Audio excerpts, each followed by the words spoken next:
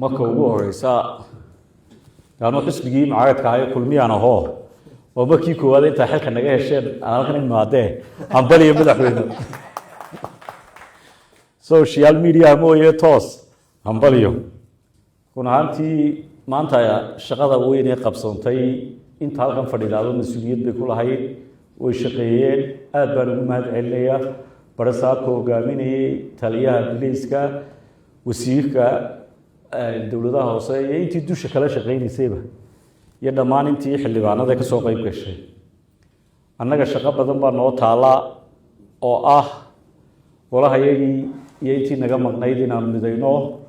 oonaan maayarka cusub iyo maayarka ku-xigeenka kusii dayn anigii cabdikariinna ka shaqeyno oo shaqada aanu dhammayno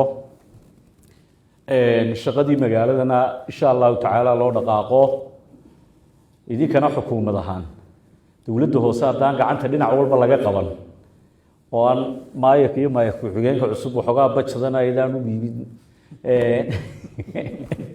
amniga iyo shaqo walba aan lala qabanna hawshu way soo adkaanaysaa ee saaxiibaday dee kol haddaad meesha soo martay dhibteedaan garanaya waan u hadlayaa idinkana dee dowlad ahaan inaad gacan wixii aad naga siin karaysaan